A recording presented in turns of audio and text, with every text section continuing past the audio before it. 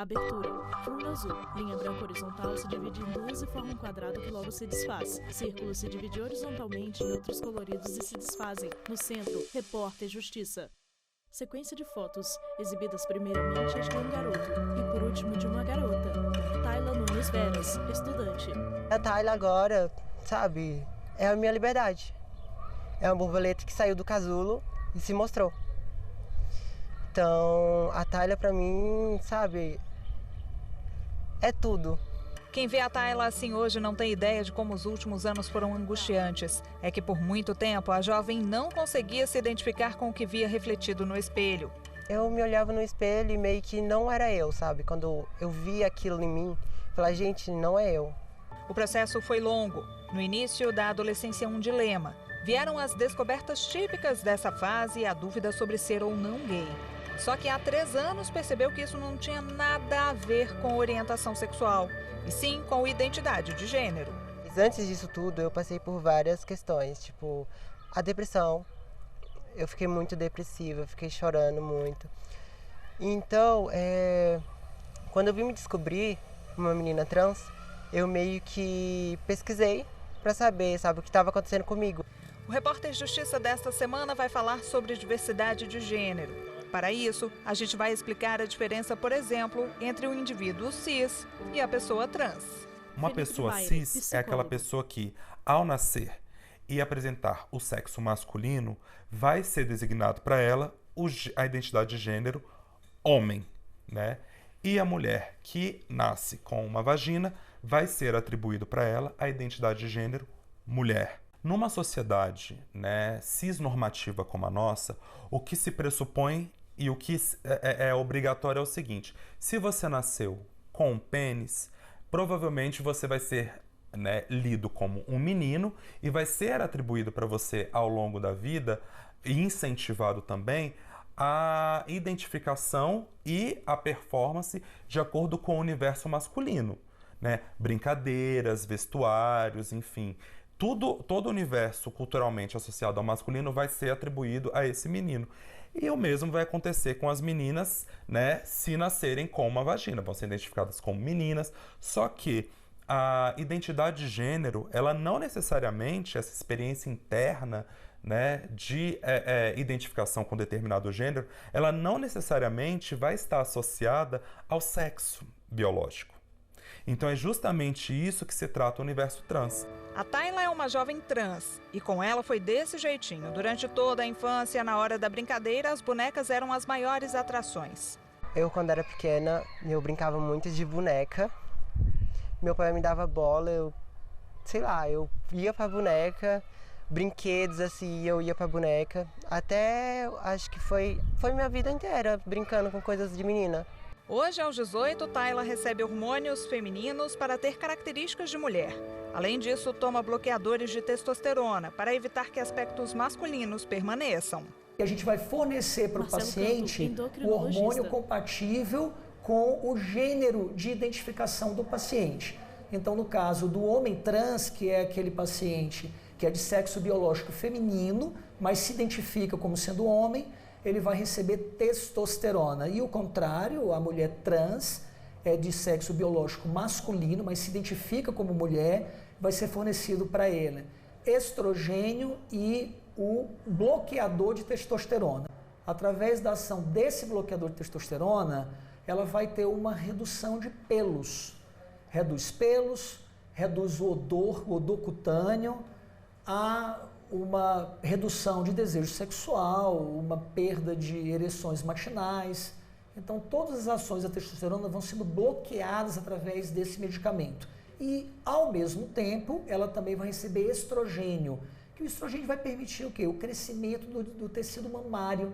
Então, vai haver o desenvolvimento das mamas dessa paciente trans e uma redistribuição também de gordura corporal. Vai ficar com um aspecto que a gente chama de ginecoide, que é o aspecto característico do corpo feminino. Antes, esse processo só era permitido em maiores de 18 anos.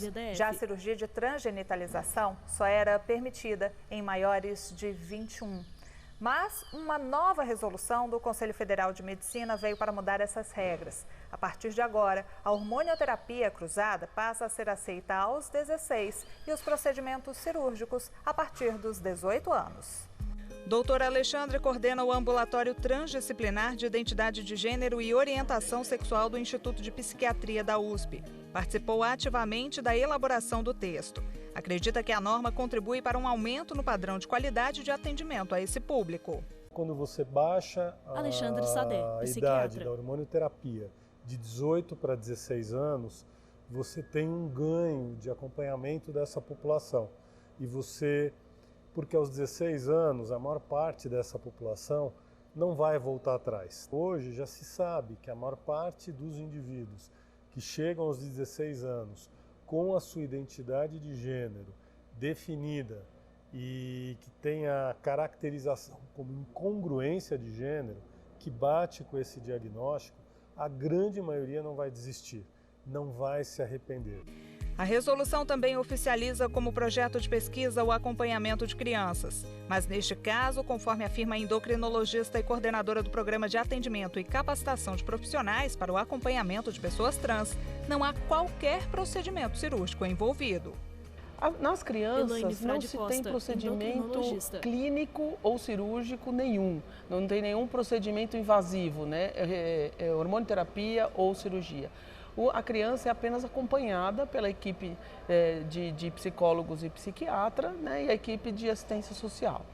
Quando ela entra, à medida que essa criança vai crescendo e vai mantendo essa manifestação de incongruência de gênero, quando ela entra na puberdade, nós bloqueamos essa puberdade para que essa pessoa não desenvolva as características sexuais do sexo atribuído ao nascimento, né? Minimizando o sofrimento e minimizando o desenvolvimento de caracteres indesejados. É por essas e outras que o acompanhamento desde a infância é essencial. Isso inclui um diálogo aberto entre pais e filhos. Felipe de Paes. O que você gosta? Psicólogo. Como é que você se entende? Isso não quer dizer que você está dando plena autonomia para uma criança e que os pais vão se desresponsabilizar. Não. A conferência de uma autonomia é muito importante também porque a criança, no momento em que ela tem um canal aberto desde cedo com os pais e com a família, ela se sente mais segura, mais protegida para ser quem ela se entende ou da forma que ela vai se identificando.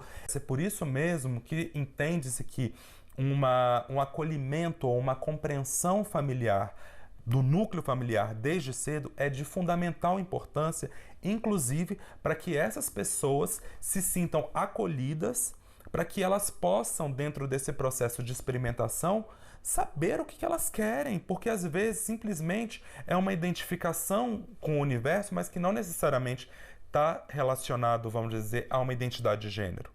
No que diz respeito ao atendimento, este artigo da resolução determina que a atenção à saúde do transgênero deve ser igual e contemplar todas as necessidades, garantindo acesso sem qualquer tipo de discriminação às atenções básica, especializada e de urgência e emergência. Já esse outro diz que a assistência médica inclui acolhimento, acompanhamento, procedimentos clínicos, cirúrgicos e pós-cirúrgicos. A atenção médica deve ser composta por uma equipe básica de profissionais. Então, o acompanhamento psiquiátrico, ele é fundamental porque o psiquiatra ele tem um treino para esse olhar, para essa escuta, para essa identificação das questões de gênero. Sozinho, ele não funciona. Ele precisa trabalhar integrado com outros profissionais, tá, relacionados à saúde e outras especialidades médicas. Clínica médica, pediatria, urologia, cirurgia plástica, endocrinologia, que ela é fundamental. Então, esta equipe multidisciplinar da área médica, junto com outros profissionais de saúde, é que vão poder juntos ter um olhar diferenciado, tá, para esse indivíduo. No Distrito Federal, este ambulatório é referência e funciona desde 2017. Aqui recebem acompanhamento regular 400 pacientes. O paciente ele se sente muito mais à vontade, muito mais confortável e confiante de saber que ele está procurando um centro especializado de saúde com participação de médicos de psicólogos, de enfermagem, de assistente social, e aqui ele sente que é a casa dele. A Lúcia frequenta o ambulatório desde o início e sente muito mais do que acolhimento. Eu sempre tive acesso a plano de saúde, então eu sou bem privilegiada em relação às outras pessoas trans do Brasil.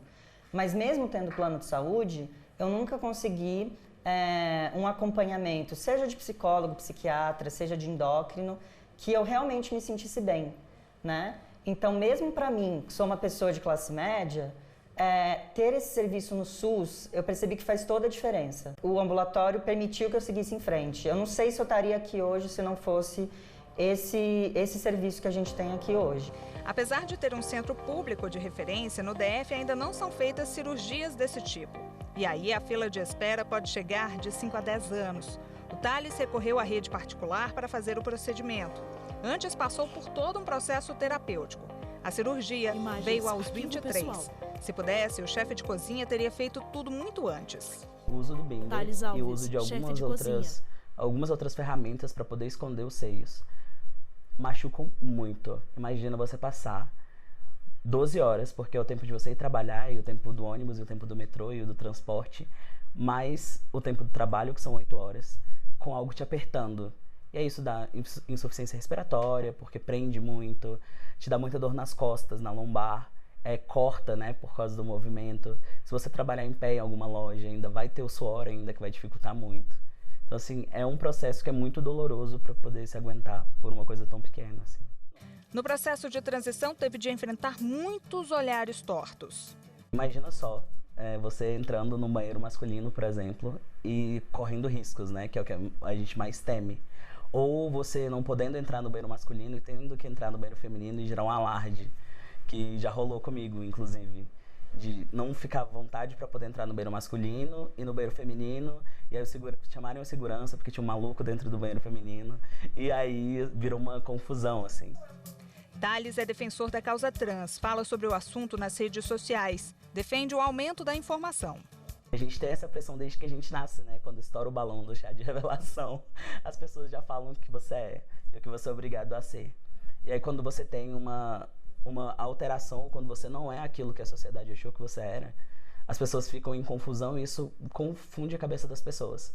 Por isso a informação é tão importante. Por isso falar sobre transexualidade é tão importante. O caminho foi árduo. Satisfeito com os rumos que a vida tomou, não esconde a felicidade e o orgulho de ser um homem trans. A felicidade é poder olhar na rua e ver o reflexo do carro e falar, nossa, que cara é esse, sabe? Que cara eu sou e que pessoa eu me tornei e que ser humano eu tô entregando para a sociedade hoje. É isso, é poder olhar e se sentir bonito sendo você mesmo. O Repórter Justiça faz uma pausa e volta em instantes. No próximo bloco, a repórter Fernanda Tavares vai mostrar os desafios enfrentados pelas pessoas trans no dia a dia em sociedade. Você vai ver que, infelizmente, ainda existe muito preconceito contra esse público. E mais, os direitos dos transexuais previstos na legislação. Não saia daí. Vinheta de transição. No centro, Repórter Justiça. Vinheta de transição. No centro, Repórter Justiça. Mulher conversa sentada. Uma história marcada pelo medo e pela violência. Tainá é uma mulher trans, morava em Rondônia e se mudou para Brasília em busca de emprego. Ela queria fugir do preconceito ainda marcante em cidades do interior e achou que na capital do país as coisas seriam diferentes. Mas se enganou. Não conseguiu trabalho, passou por muitas dificuldades e, sem escolha, encontrou na prostituição um jeito de sobreviver. E foi na madrugada que vivenciou a primeira cena de transfobia. Eu estava na parada de ônibus, o rapaz do outro lado da pista... Tainá Caminho, atriz. Começou a me xingar, gritar, tacar pedra do outro lado da pista, assim. E eu nunca imaginava passar por isso, assim, nunca na minha vida. Foi tudo tão rápido que Tainá não teve tempo nem de anotar a placa do carro do agressor. Alguns anos se passaram, mas a lembrança do que aconteceu continua tirando o sono da jovem. Um trauma difícil de esquecer. Você corre, quer se esconder e ali na hora você tenta, quer pedir ajuda, mas como que pede ajuda? Um momento, uma hora de de madrugada, né? Quase sem movimento e assim, você sem, vamos dizer assim, sem apoio, né? Apesar de não ter registrado a ocorrência na delegacia, Tainá defende que denúncias sobre casos semelhantes sejam feitas. Muito importante denunciar, até porque eu tenho certeza que o momento que eu passei, se eu tivesse a oportunidade de denunciar, eu tenho certeza, não sei se ele fez outras vítimas, mas eu acho muito importante, sim, até porque não só eu, não sei o que ele fez no passado, antes de mim, ou veio a fazer depois de mim. Situações como a vivida pela moça causam transtornos e medo. Afetam, sobretudo, a saúde mental dessas pessoas. Felipe de Baia, a gente vive numa sociedade extremamente conservadora.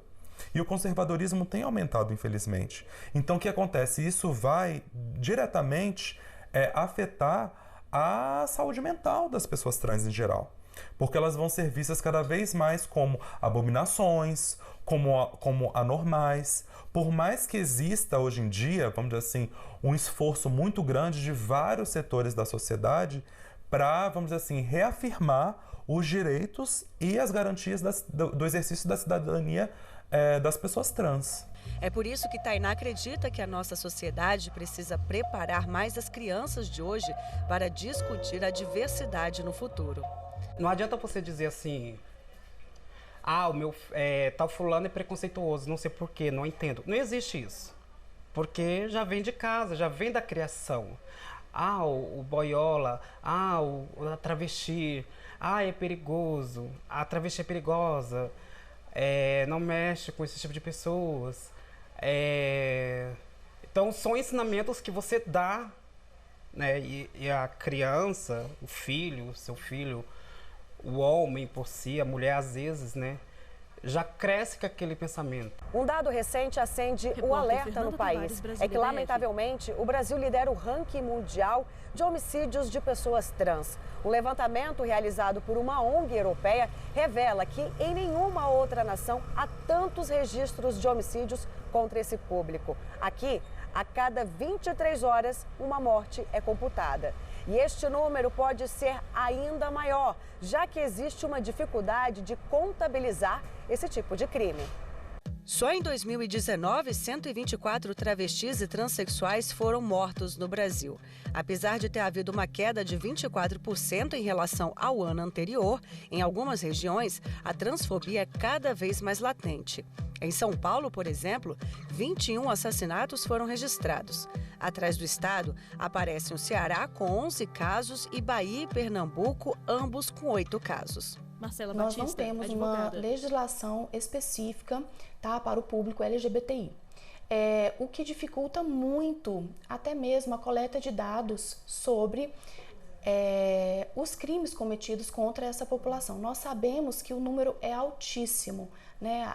Pesquisas foram feitas e o Brasil ainda infelizmente, o país que mais mata e que mais agride.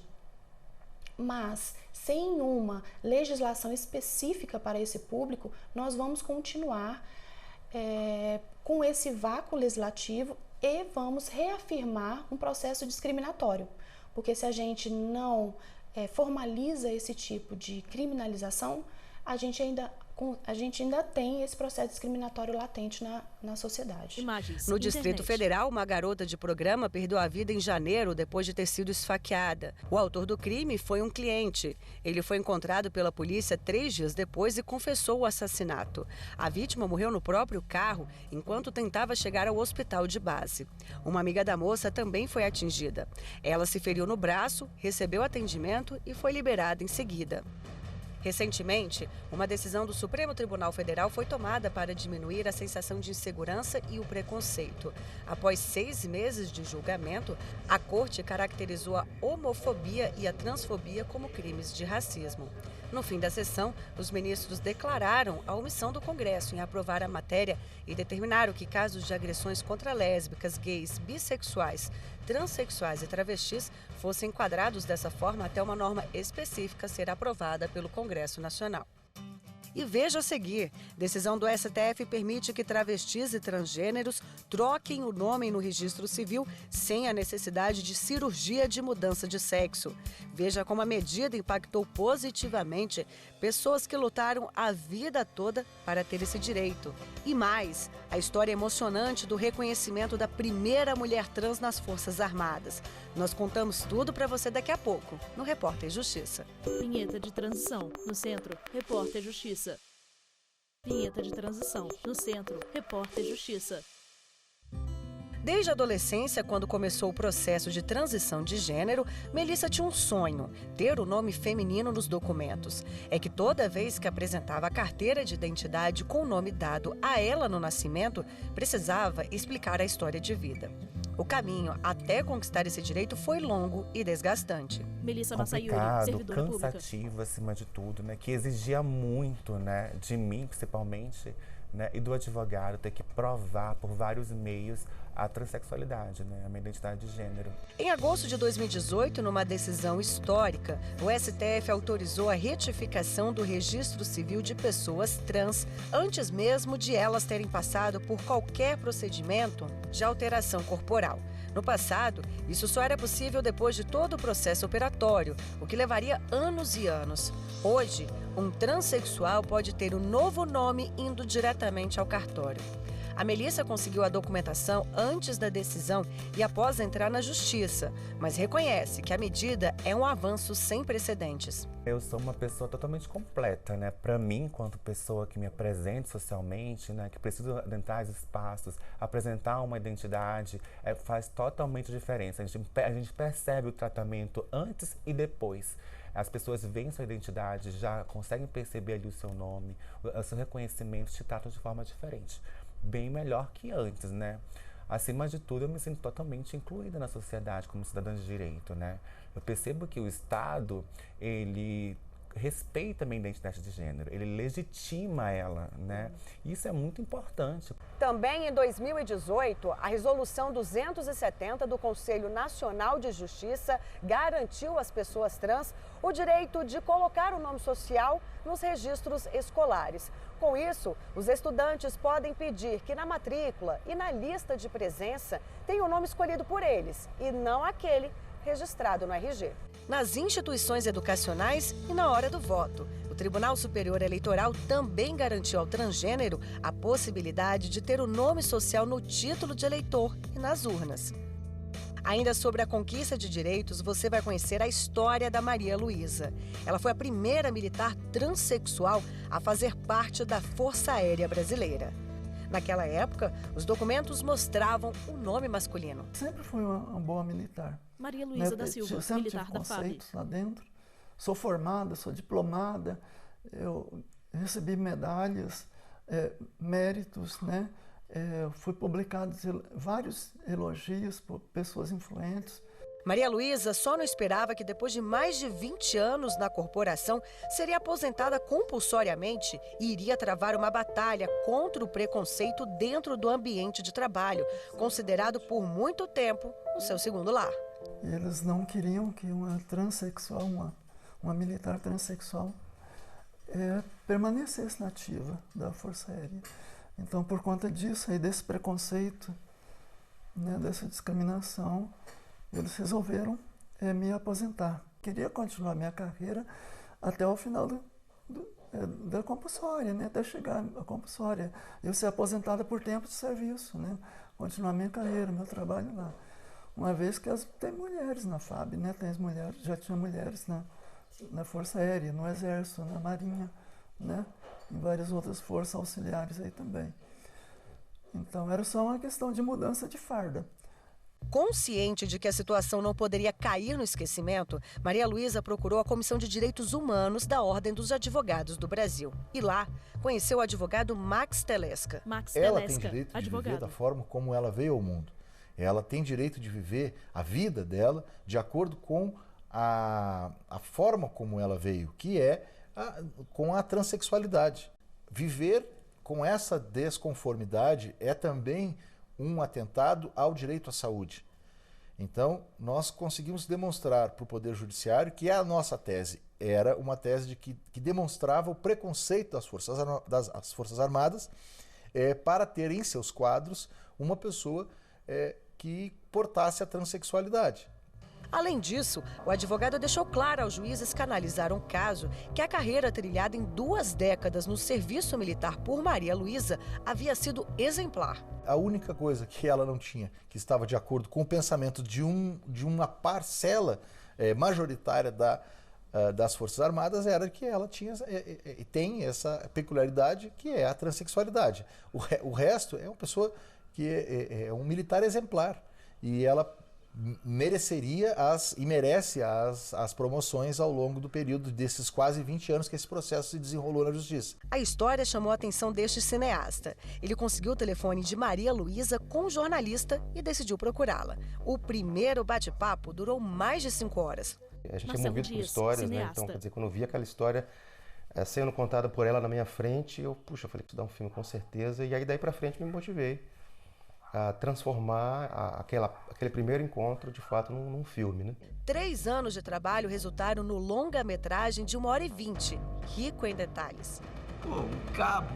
Maria Luísa, ali no canto dele, com filhos, com família, quer virar mulher. Pô, era um horror isso. 3 fotos de Maria Luísa na sala de estar da casa dela. Me interessa muito fazer um cinema, um trabalho audiovisual que tenha ligação com histórias de transformação, de superação.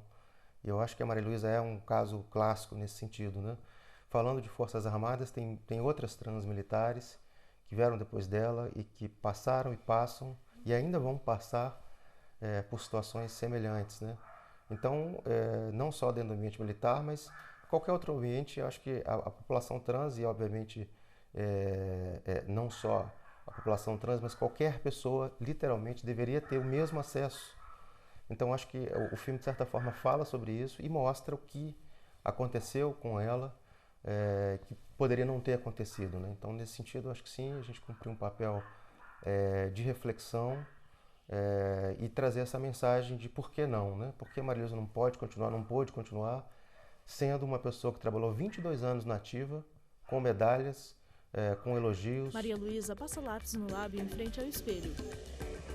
Maria Luísa arruma as cortinas da janela de um quarto. Reportagem de jornal com Maria Luísa. Em manchete, Confissões do Cabo José. O Repórter Justiça de hoje fica por aqui. Você pode rever este e outros programas no nosso canal no YouTube, TV Justiça Oficial. Acesse também o nosso site, tvjustiça.jus.br. Quer enviar uma sugestão de reportagem? Manda aí a sua dica no repórterjustiça@stf.jus.br. Obrigada pela sua companhia e até mais. Créditos finais. Produção, Marcela Luísa. Reportagem, Fernando Mudaete e Fernando Tavares. Edição de texto, Fernanda Mudaete. Cabelo e maquiagem, Kellen Matheus. Figurino, Thalita Oliveira. Cinegrafia, Jefferson Martins, Lázaro Filho, Lúcio Ribeiro e Luiz Guilherme. Assistência técnica, Benício Ferreira, Carlos Ferreira, Joselildo Júnior e Claire Leite. Edição de pós-produção, Diego Galeotti. Videografismo, Lucas Matias. Audiodescrição, Visuáudio. Roteiro, Kainan Leão. Narração, Ana Luísa De Franco. Núcleo de programação, Rosa Lazen. Núcleo técnico, Fábio Guedes. Núcleo de produção de programas, Flávia Soledade. Supervisão, Coordenadoria de Gestão da TV e Rádio Justiça. Secretaria de Comunicação Social, STF. Realização, TV Justiça Essencial 2020.